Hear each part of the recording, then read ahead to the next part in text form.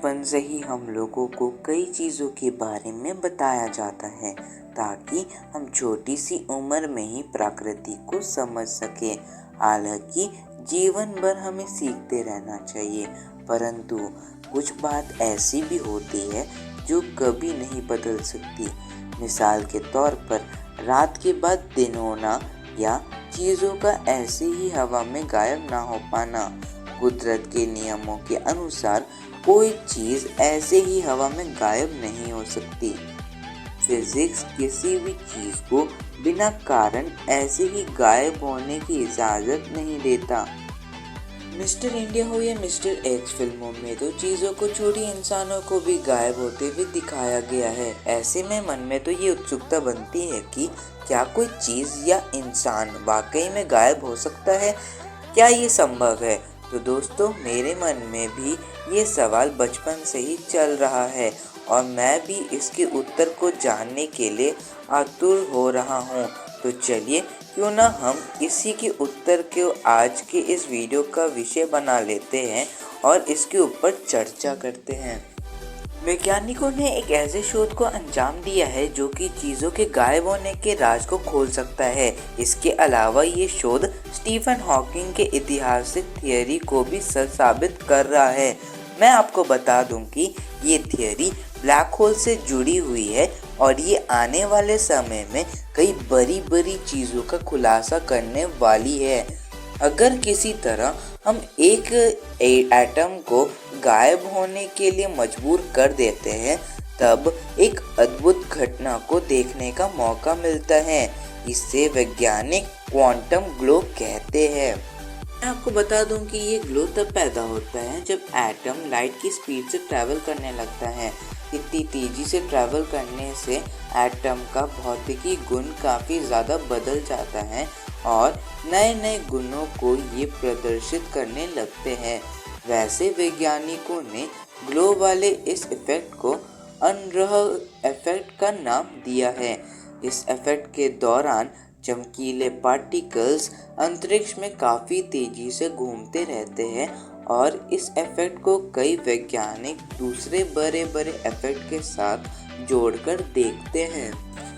Hawking effect के नाम से प्रसिद्ध इस इफ़ेक्ट को भी वैज्ञानिक अनरह इफ़ेक्ट के साथ जोड़कर देखते हैं। दोस्तों, मैं आपको बता दूं कि हॉकिंग इफ़ेक्ट ब्लैक होल से संबंधित होता है और इसमें ब्लैक होल के किनारे से होकर कई सारे पार्टिकल बाहर की ओर निकलते हैं। कई बार इस प्रक्रिया को हॉकिंग रेडिएशन के नाम से भी पहचाना जाता है, क्योंकि इसमें चार्ज्ड पार्टिकल्स बाहर की ओर निकलते हैं। इस पार्टिकल को लेकर वैज्ञानिकों के अंदर काफ़ी ज़्यादा उत्सुकता दिखाई देती है।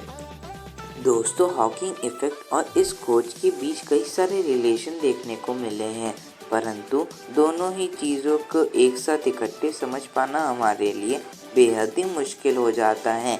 हॉकिंग रेडिएशन केवल ब्लैक होल के आसपास के इलाकों में देखा जाता है, परंतु अनरह इफ़ेक्ट को होने के लिए काफ़ी ज़्यादा त्वरण की ज़रूरत होती है।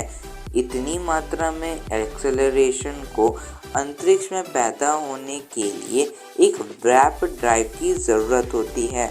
खैर, इस विषय में एक और बेहद ही बड़ा खुलासा हुआ है। कुछ वैज्ञानिकों का ये दावा है कि उन्होंने एक ऐसी प्रक्रिया को ढूंढकर निकाला है जिससे अनरह इफ़ेक्ट को ज़्यादा सफल बनाया जा सकता है।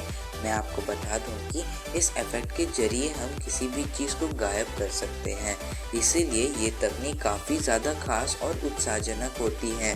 दोस्तों, अगर ये तकनीक व्यापक रूप से इस्तेमाल होने के लिए रेडी हो जाती है, तब इसके हम बहुत सारे फीचर्स का यूज़ कर पाएंगे जिसके बारे में आपने शायद ही कभी सुना होगा। वैसे इस बात को भी ध्यान में रखना चाहिए कि वैज्ञानिक इस तकनीक को इस्तेमाल करने से अभी भी कतरा रहे हैं, क्योंकि ये चीज़ कोई साधारण चीज़ नहीं है। इस शोध को करने के लिए काफ़ी जटिल प्रक्रियाओं को हमें सफल तरीके से पूरा करना होता है।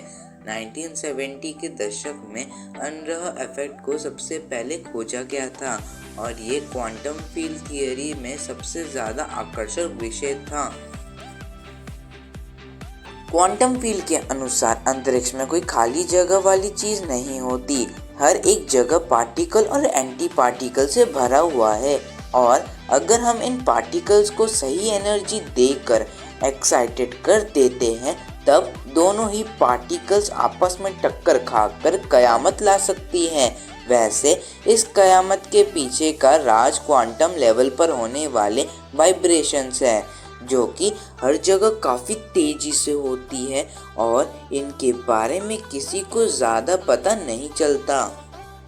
1974 में स्टीफन हॉकिंग ने यह प्रेडिक्ट किया था कि ब्लैक होल के किनारों में महसूस किए जाने वाला काफ़ी ताकतवर गुरुत्वाकर्षण बल पदार्थ के गुणों में काफ़ी अलग अलग तरह के बदलाव, जैसे कि पार्टिकल को गायब या यूं कहे कि वर्चुअल पार्टिकल में तब्दील करने में सक्षम रहता है।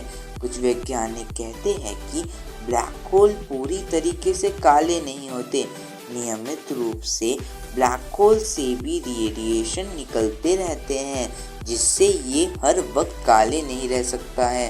खैर, क्वांटम मैकेनिक्स के तरह ही अनरह इफेक्ट के दौरान भी पार्टिकल वर्चुअल पार्टिकल में तब्दील होते रहते हैं। हालांकि अनरह इफेक्ट में पार्टिकल क्वांटम मैकेनिक्स में आने वाले बदलाव के विपरीत स्पेशल रिलेटिविटी की वजह से वर्चुअल पार्टिकल में बदल जाते हैं। ऐसे में पार्टिकल लगभग प्रकाश के रफ्तार से ट्रैवल करने लगता है जिससे टाइम भी धीरे धीरे बीतने लगता है।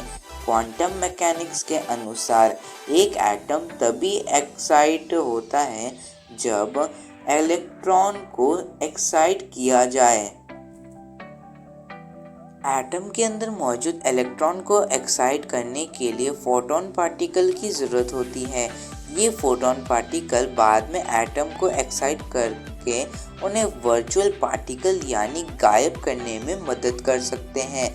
हालांकि अभी की तकनीक के अनुसार हमारे पास ऐसा कोई पार्टिकल एक्सेलरेटर नहीं है जिसकी मदद से हम फोटॉन को काफ़ी हाई स्पीड में ट्रैवल करते हुए एटम को सक्रिय करवा सकते हैं। इसके अलावा एक चुनौती और भी है, हमें न केवल फोटॉन के हाई स्पीड में ट्रैवल करवाना है बल्कि इसको एक सेकंड के 1 लाख हिस्से में प्रकाश के रफ्तार से भी ट्रैवल करवाना है।